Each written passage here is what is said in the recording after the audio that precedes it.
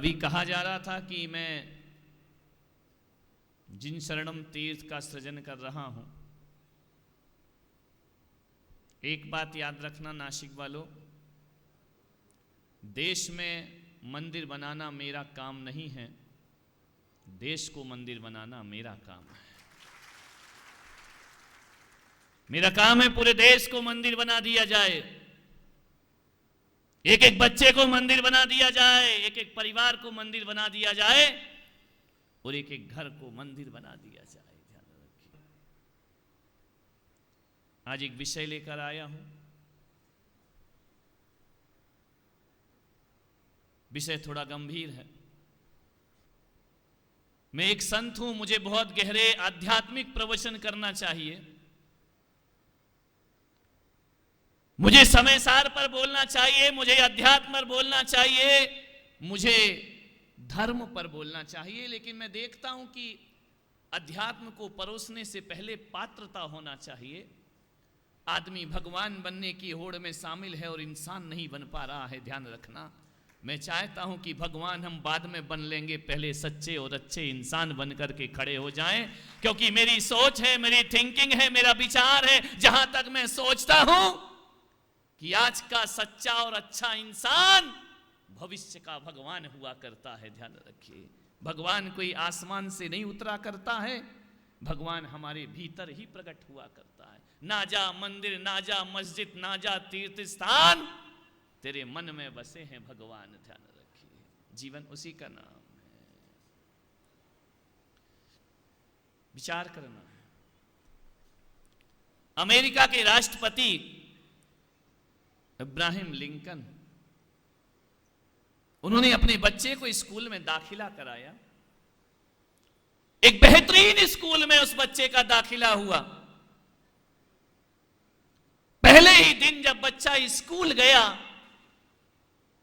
तो Abraham Lincoln ने उस स्कूल के क्लास टीचर को एक पत्र लिखा। बात बहुत छोटी है, बात बहुत बड़ी है, ध्यान रखना। एक पत्र लिखा क्लास टीचर के नाम।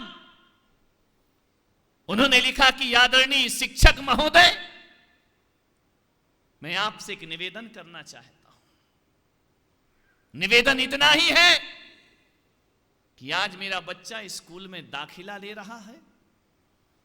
मैं आपसे यह कहूंगा कि मेरे बच्चे को जब आप पढ़ाएं ना, तो ये सोचकर मत पढ़ाना कि किसी राष्ट्रपति की औलाद है, ये सोचकर पढ़ाना कि एक इंसान की औलाद है। ध्यान रखिए, बिल्कुल मत सोचना मन के किसी कोने में कि राष्ट्रपति की संतान है, क्योंकि मुझे मालूम है एक गुरु राष्ट्रपति के बच्चे को कभी नहीं पढ़ा सकता है, एक गुरु इंसान के बच्चे को ऊंचाइयां प्रदान जरूर कर सकता है। मेरे बच्चे को बताना, मेरे बच्चे को केवल किताबी ज्ञान नहीं देना, अक्षरों का ज्ञान नहीं देना। ये देश का, अमेरिका का राष्ट्रपति निवेदन करता है कि मेरे बच्चे को अक्षर का ज्ञान नहीं, मेरे बच्चे को अनुभव का ज्ञान प्रदान करना। ये स्कूल नहीं होता है, इंसान को इंसान बनाने की एक फैक्ट्री हुआ करती है। ध्यान रखिए, मेरे बच्चे को ये सिखाना कि इस परीक्षा में अच्छे नंबर आए, अरे 2 नंबर कम हो जाए तो कोई बात नहीं, लेकिन जिंदगी की परीक्षा में हमेशा अव्वल रहना चाहिए, जीवन के परीक्षा में हमेशा नंबर 1। मेरे बच्चे को सिखाना कि बेटा ये जिंदगी है, ये सांप सीढ़ी का खेल है, ये जिंदगी। यहां सीढ़ी की तरह चढ़ाने वाले लोग भी मिलेंगे और सांप की तरह डसने वाले लोग भी मिला करते हैं। और मेरे बच्चे को बताना कि बेटा इस दुनिया में ध्यान रखना, जिंदगी कोई रेल की पटरी नहीं है कि जिस पर जीवन की ट्रेन सरपट भागती जाए। जिंदगी सांप सीढ़ी का खेल हुआ करता है। और उसे बताना कि मेरे बेटे, जिंदगी में कभी कभी ऊंचाइयां मिल जाएं तो फूलना नहीं, और कभी कभी निराशा हाथ लगे तो दुखी मत होना। ये जिंदगी का पाठ हुआ करता है। और अंतिम निवेदन उस राष्ट्रपति ने कहा, मेरे बच्चे को यह सिखाना कि बड़ों का सम्मान कैसे किया जाता है और छोटों से प्यार कैसे किया जाता है। मान्यवर, शिक्षा अक्षरों की नहीं होती, शिक्षा अनुभव की हुआ करती है, ध्यान रखना। आज मैं यदि आपके बीच यहां बैठा हूं तो अक्षर ज्ञान की दम पर नहीं, मेरे परिवार से जो मुझे ज्ञान के संस्कार और अनुभव मिले हैं उसकी दम पर मैं आज यहाँ पर आकर के बैठा हुआ हूँ, ध्यान रखना। एक आदमी केवल डिग्रियों से महान नहीं बना करता है, एक आदमी केवल अच्छे अच्छे नंबर से महान नहीं बनता है। महान बनने के लिए बहुत कुछ करना पड़ता है, ध्यान रखिए, जिंदगी के साथ जीना पड़ता है। महानता किसे कहते हैं? एक व्यक्ति मेरे पास आए, बोले कि महाराज मैं आपके सामने ऊंची कुर्सी पर बैठ जाऊं। मैंने कहा चिंता मत करो, मैं तो कह रहा हूं मेरे बाजू में आकर बैठ जाओ, मुझे क्या प्रॉब्लम है, आओ ना। मैं कोई नेता तो हूं नहीं, नेता और संत में इतना अंतर होता है।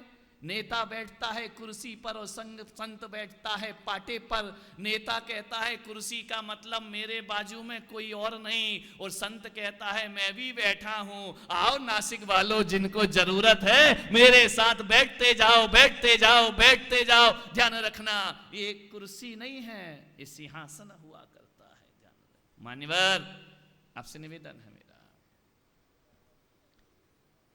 एक गिद्ध आकाश में उड़ रही थी, चील आकाश में उड़, तुम्हारी मराठी में क्या बोलते हैं? समझ आ रही है ना? कितने समझदार हो। जब तुम्हें एक अक्षर में ही समझ आ जाता तो 1 घंटा क्यों बुलवाते हो मुझे? एक गिद्ध आकाश में उड़ रही थी, उसने नीचे देखा चकोर को। चकोर चातक पक्षी जो हमेशा चांद को निहारा करता है, चातक पक्षी को देखा तो गिद्ध ने कहा कि ओ चातक, ओ चकोर, कैसी जिंदगी तेरी, क्या धरती पर बैठकर चांद को तकते रहता है, चांद की तरफ देखते रहता है, पीऊ पीऊ करते रहता है।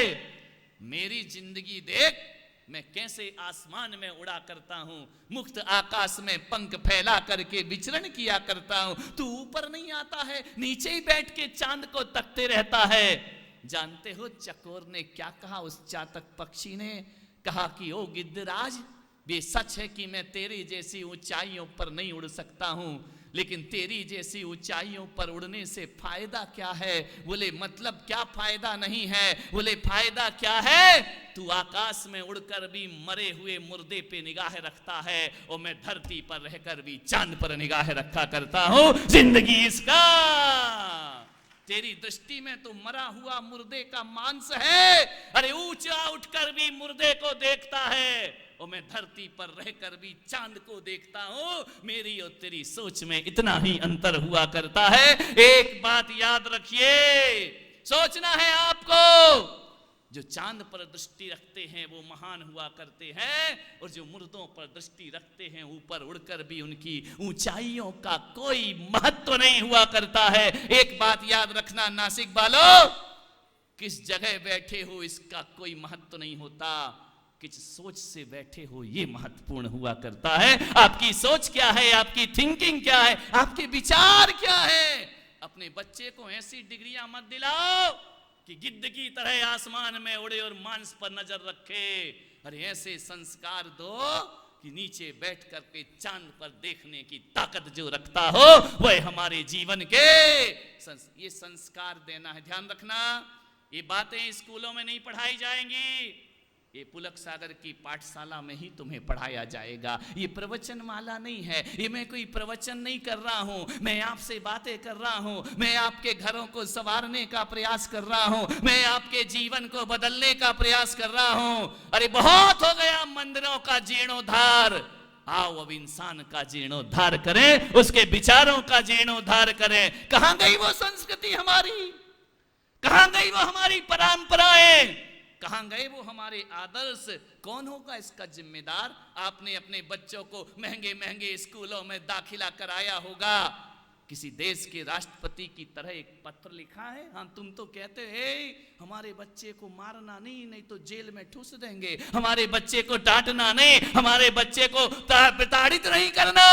और हम जब पढ़ते थे और स्कूल में यदि डंडे पड़ते थे और माँ से बताते थे टीचर ने मारा, तो हमारी माँ कहती थी कोई बात नहीं बेटा, मैंने नहीं मारा, तेरे गुरु ने मारा है ना। मेरी माँ कहती थी कि बेटा मार पड़े धम धम और विद्या आए छम छम ध्यान। कहाँ के वो संस्कार, कहाँ गई वो हमारी परंपराएं? विचार करिए, सोचना है आपको। हमें अपनी प्राचीनता में लौटना पड़ेगा। मालूम है, आपने अपने बच्चे के टीचर को बोला कि इसे कुछ जिंदगी भी सिखाना। अखबार में आया, मां बाप परेशान करते हैं बच्चों को, अच्छे नंबर लाना, अच्छे नंबर लाना। बेटा डिप्रेशन में जाता है, आत्महत्या कर लेता है, निराश हो जाता है, उदास हो जाता है, हताश हो जाता है। उसकी जिंदगी का एक ही मकसद है, अच्छे नंबर लाना, अच्छे नंबर लाना, अच्छे नंबर लाना। नहीं, उन नंबरों से जिंदगी नहीं बना करती है मेरे भाई।